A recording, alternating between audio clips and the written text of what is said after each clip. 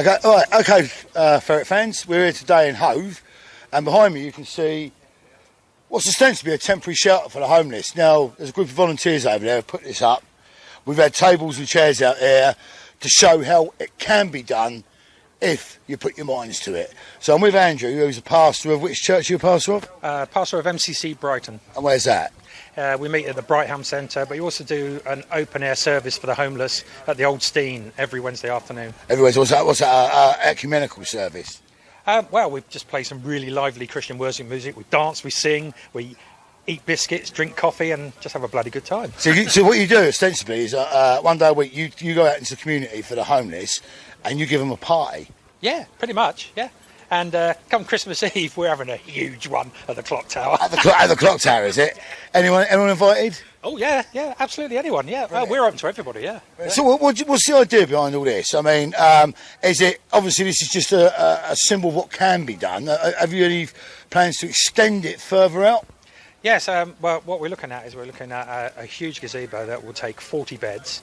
So there will be 40 people that will have a safe place to sleep, but with the option of having an extra 20 people when the weather's really bad, because we have these life beds which just inflate on the floor. Right. So we can fit another 20 people in if we need to.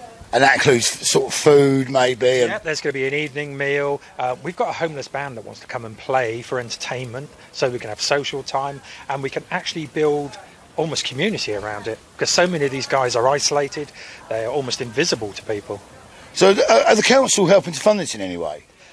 Not so far, no. Although we have now, after 10 months of campaigning, they have now agreed that they've sent us an email saying they are supportive of our project.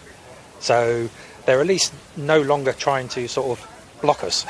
Yeah, I mean, it's been all over the local media recently that they're going to open a room in the Brighton Centre for the homeless. Are you picking up the fallout of that? Because obviously there's only a certain amount of beds there. Yeah, the main fallout of that is, since they announced that in the press, is the donations to our Just Giving page stopped, because people will see that and they think, oh, well, there's a night shelter now, so why do I need to give money? Right. But people have to be aware that the people they are dealing with are the people with local connection only, which are the people that St Mungo's are already supporting, and St Mungo's have to refer them into that shelter. Right.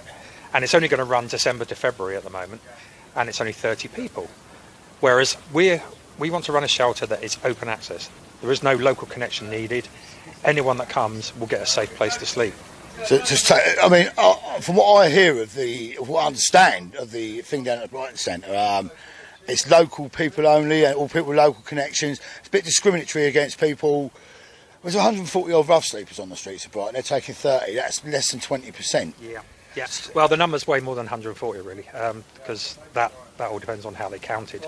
And some of the counting techniques revolved around if people were actually laying down, they counted. But if they were actually stood up and walking around, then they weren't counted. So the majority of the groups that actually work with the homeless believe the number's way higher than 140. However, it doesn't matter what the number is. The fact is that the shelter that's opening in Hove is taking a small percentage. It's taking people that are already allowed to access services because they have a local connection, so the council is actually already funding St Mungo's and BHT to provide services for those people. But the majority of the rough sleepers don't have a local connection, so they don't have the benefit of those services. They don't have the lifelines that the other people get, because there's nothing funded by the council for them. The council will not put funding into anything that does not have a local connection criteria, which is why after 10 months we got to the point where actually we had to stop trying to work with the council and come up with a model that we could do independently, and then hope the council gets on board. And clearly it's having an effect, because the council are now saying they are supportive of our project, which they weren't saying a few months ago. Yeah, well, that is a step forward, and it's a step in the right direction. It's people power again. It's people getting out and doing it for themselves, and people out there should be doing the same. It's easy to do, is it not? Yes, absolutely. We're looking for people to volunteer. We're looking for £1.50 per person. A person gets a safe night's sleep, because that's what it works out over the costings we've done. It'll be £1.50 to give a person a safe place to sleep for the night. That's pretty much half the price of a cup of coffee in Brighton. Yeah. So for your normal coffee, you could give someone 2 nights of safe sleep, preventing them from abuse, violence, getting set fire to, urinated on, and sadly lately the deaths. Yeah. And it's only when those deaths hit the papers that the council suddenly said, oh, we've got a space in the Brighton Centre that we can use as a shelter. Now, I don't want to be cynical, but, you know, we have been asking for that space since February. Oh, my friend, listen, this has been ongoing for years. This is not a new problem. But now, because it's been in the media, especially the Argos, they've been pretty good at covering it over the years. But now it's coming to a head within the council, I feel, that people in Brighton are starting to say, well, we've had enough of this, it's not right. But I think the thing that people in Brighton fear the most is the effect of drugs and alcohol within the homeless community. I mean, have you prepared for those eventualities? Yes, absolutely. There's a number of our people, myself included, who have had previous employment with training in drugs, mental health, alcohol issues, what we call dual diagnosis, which is a mixture of the two. And challenging and violent behaviours. So we are actually prepared for that, and also we are trying to link with St John's Ambulance, the pavilions, and all these people that actually provide those services. This is not intended to be a huge, medical centre, everyone come in, everyone goes out fine.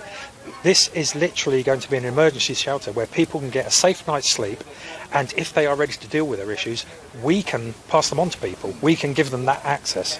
And it's the issue is connecting with them, actually getting that relationship, which sadly some mungos have kind of failed to do because they are overwhelmed. They are completely overwhelmed. They have insufficient staff for the number of people they need to deal with. And that is just dealing with people with a local connection, and their main target is newly homeless. The council call it before they become entrenched.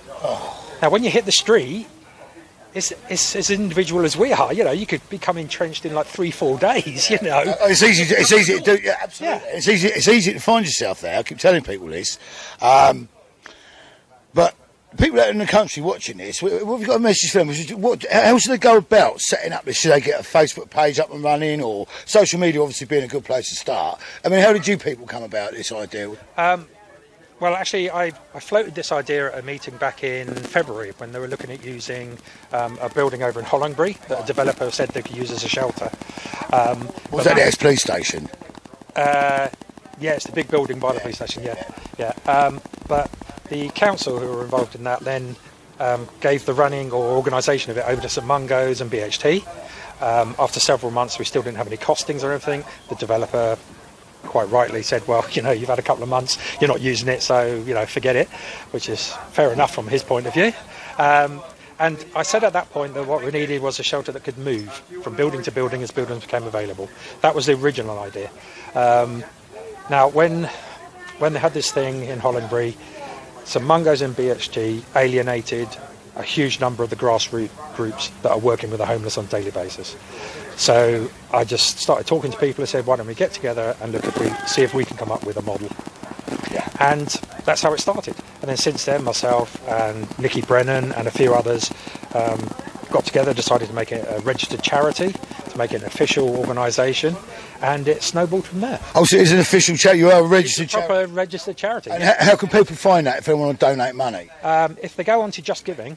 Just Giving, and what's that on Facebook, or is it just online? Just on the internet. There should be a link on our Facebook page. And what's the Facebook page called? If Brighton Community Night Shelter. Brighton Community Night Shelter. So if people go on Facebook, they can find. And you'll be able to find the link to Just Giving, and just you click on it and you donate a couple of pounds. Donate a couple of quid. So, like you say, a cup of coffee, price for a cup of coffee, even half a cup of coffee in Brighton. If only like 10% of the people in Brighton donated a quid each, we would have double what we need to actually run the shelter for an entire year.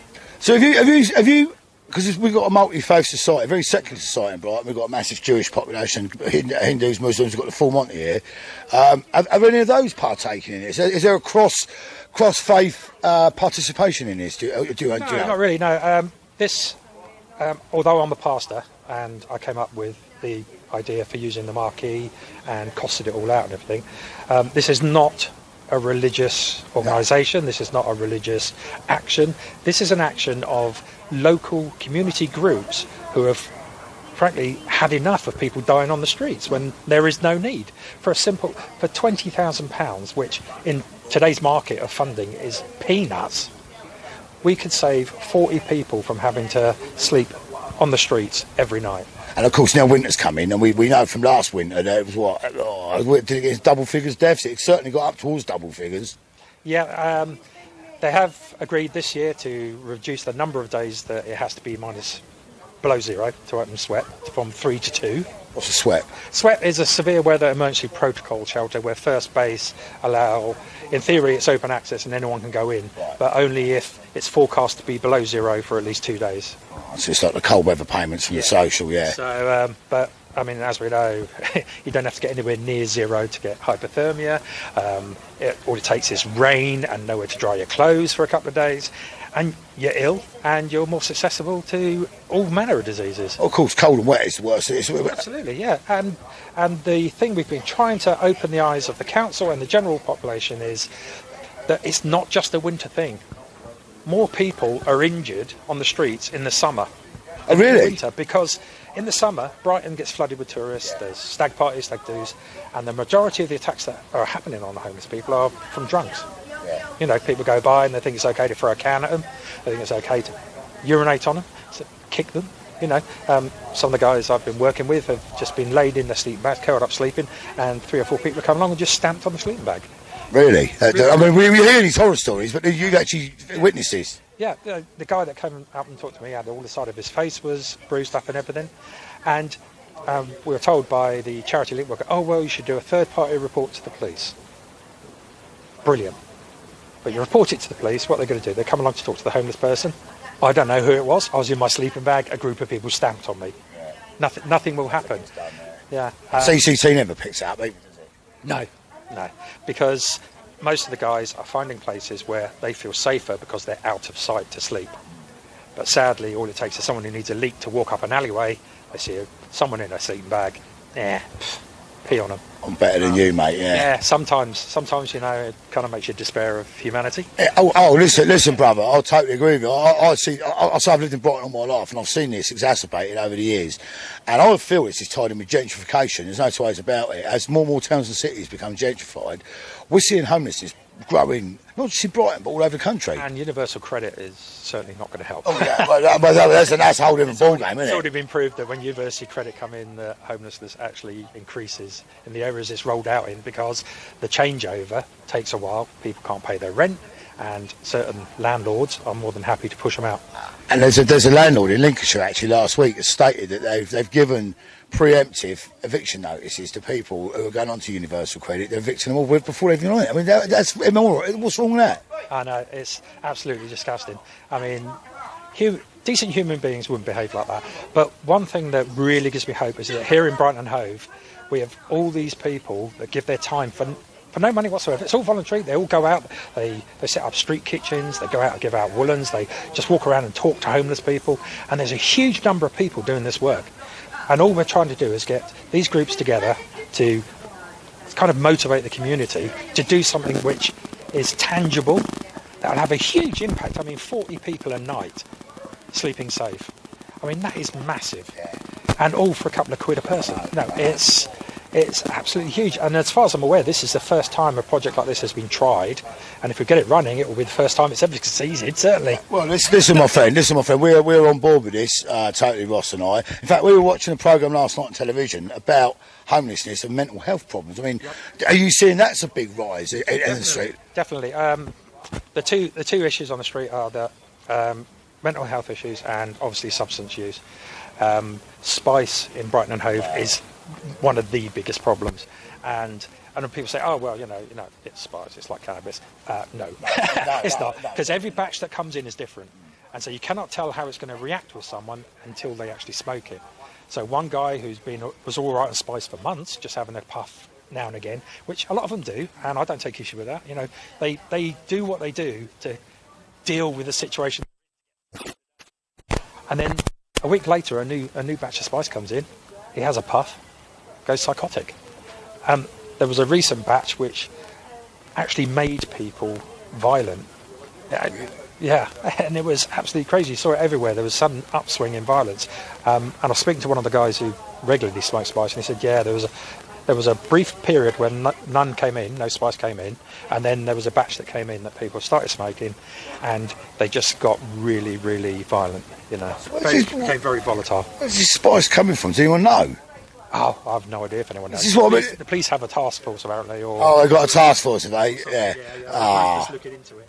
But I mean, spice, for those that don't know, is actually a chemically manufactured form of cannabis. I know.